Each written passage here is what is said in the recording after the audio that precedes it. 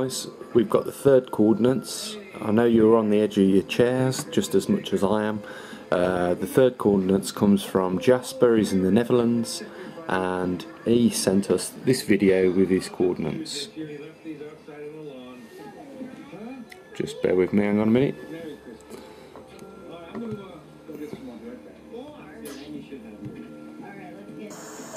Hi, I got you a pinpoint from the Netherlands. I know it's not far from your location, but maybe it helps a little in pinpointing. The Netherlands. My location is the city of Applaud, right here. I pinpointed two different locations. Standing here in Beek Park, looking at a big church. Exactly north of my compass, and here in my house looking at a big apartment building. I find it hard to pinpoint at such a small location, and I'm not able to find any bigger distances between me and some reference point. So I made two. I think from my house the one is maybe the most accurate one, but it's also a smaller distance. Okay, so for the first location I was standing here, Beek Park, looking at the tip of the big church. The Beek Park is at these coordinates, and the big church is at these coordinates.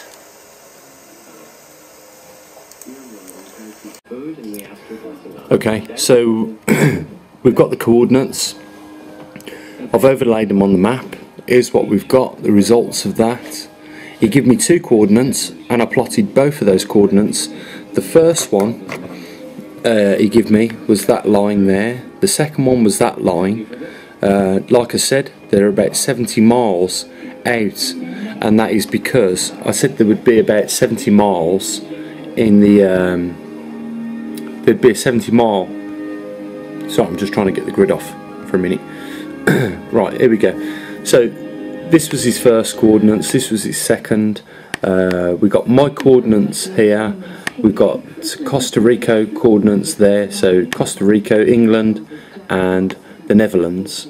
And what I've done is I've given them from my point to this point an average, so I've put it in the centre, and I've gone off the main line which NOAA have given us, just to allow the uncertainty in the Costa Rica coordinates, which has given us a position of here, which is around about 800 miles off the coast of Siberia.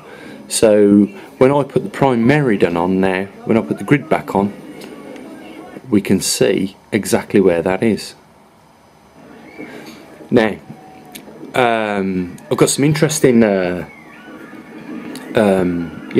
figures to show you from this. So we know now the North Pole, right, is nowhere near where NOAA is saying it is.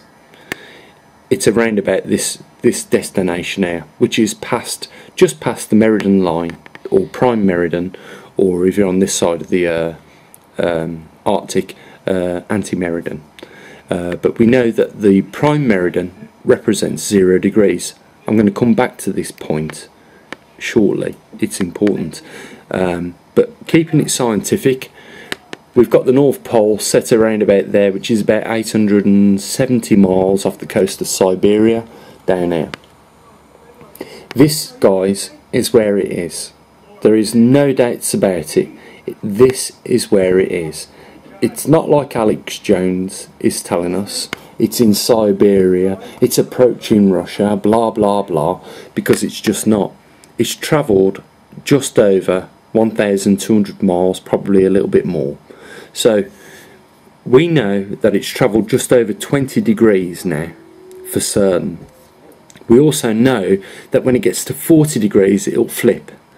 Now the important thing to note here is, guys, is as you can see, I've plotted the dates going back to the 1800s.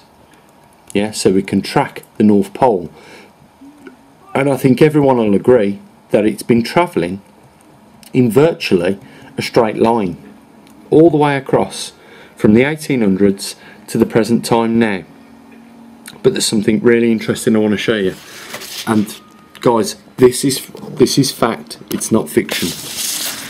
What we've got here are 40-year intervals, right? So 1860 to 1890, it had travelled at those periods 97.4 miles. Then from 1890 to 1930, it had travelled 111 miles in between those two periods. From 1930 to 1970, it travelled 230 miles. From 1970 to 1910, it had travelled 737 miles. Can you see in the 40-year intervals that we've taken these readings that it doubled from there to there to there? So I thought, okay, let's try and get a more accurate reading. Let's do it in 20-year intervals. So from 1860 to 1880, 69 miles. Then from 1880 to 1900s, 47 miles. From 1900 to 1920s, it's travelled 42 miles again. From 1920 to 1940, 134 miles. So it had tripled almost in speed, right? And then 1940 to 1960, 124 miles. 1960 to 1980, 124 miles. 1980 to 2000, 292 miles.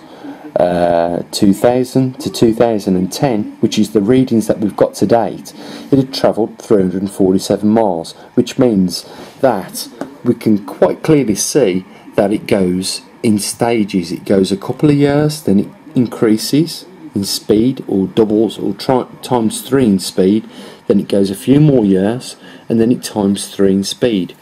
I've done a graph, and the results of the graph look like this. As you can see, we go along from 1860, 1880, 1900s, just below 100, and then we increase to 300 region because it's tripled in speed, and then we increase again when it gets to the year 2000, and as you can see, it is doing nearly 1,000 miles now. From what I've done is I projected to 2020 and I used 2010. Well, at 2010 I know it was doing 300 miles distance, so I projected that to 2020, and what we get is 1,000 miles. It's covering 1,000 miles now, as opposed to when it first started out covering only less than 100 back down the graph. So you can see it is definitely increasing, but when it increases it seems to triple in its speed. So guys, this is just the rough map that I've done. Those are the miles per, or the speed in which it increases every time it goes through one of these phases. So there's the graph, guys. You can see that the North Pole has rapidly started to accelerate across the northern hemisphere. So that's the science part. Those are the facts, guys. North Pole at current position is nowhere near Siberia at present time. We put it around about 90 degrees or on prime meridian. But there is another point to make here. Prime meridian is 0 degrees, right? Now, going back to our ancestors, let me just show you this. I think you might be surprised. 0 degrees declination on this star chart. We can see there's Orion, there's the winter triangle consisting of Betelgeuse, Sirion and Procyon. But what we've got here is 0 degrees declination. If we follow it all the way along, we get to the centre of the winter triangle. You might think that's a coincidence, yeah? But if we come all the way down the line, we become in the middle of December and January. and I'm just thinking, is this the 12th of December or the 21st of December? Was we, by our ancient civilizations, being drawn to something very important within the centre of the galaxy? If this map, right, you can see here from 0 degrees declination, we've got +5 and -5, so we could say that that was meridien point, right? We know on the on this map here, on the Google Earth, we have just crossed 0 degrees, right, meridien. Now, when the sun is at its meridien, it is at halfway point, yeah, in the sky. It is directly above 90 degrees into the sky, yeah. Guys, can you see where I'm going with this? Okay, let me just recap here. This then could represent, instead of 0 degrees declination, yeah, this could represent meridien, right? The centre of our galaxy at this point could represent the meridien, right? The centre of the triangle could represent the meridien. And what I'm saying to you guys, are we currently at the centre of our galaxy and about to move to the other side of it?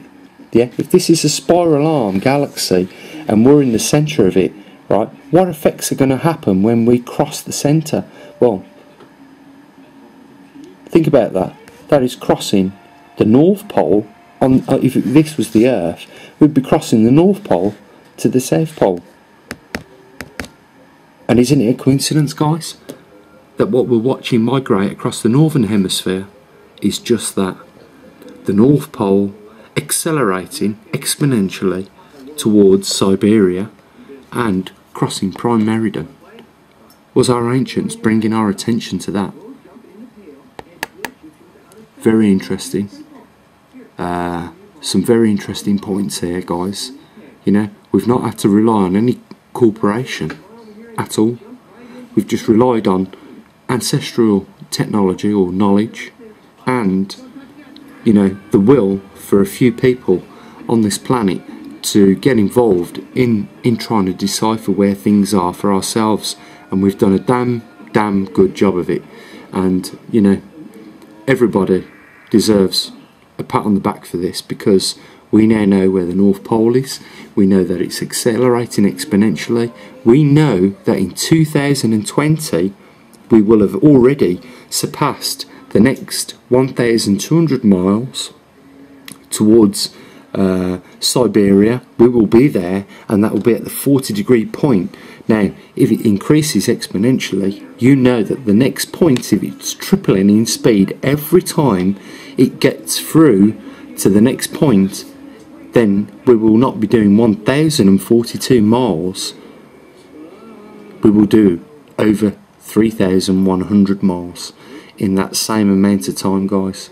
That's why it is accelerating exponentially. So you can see, right, a few things coming into play here. Our ancestral knowledge of what they left us is seeming to be true, and today's science and what our findings are revealing also likewise. There is many more complications, guys. What I'm suggesting is, you know, as I said before, 27 years at its current pace, well, it is already started to increase. It has gone from this point to this point at the end of 2012. We're almost on the Mayan date, the 21st. What else is in store for us? Well, those are areas which we should be looking into next. So I'm going to say bye for now, and indeed I welcome all your comments. We are really, guys, entering new territory, and I already have a few theories on a few things that I've been monitoring on the side, which we've not discussed yet, which are taking effect already. So don't be under the influence. There is no need to prepare for anything, because there is a need, and as you have seen, this is 100% proof that there is a need to prepare, and there is a cause to prepare, and I hope that that gets through to you this time.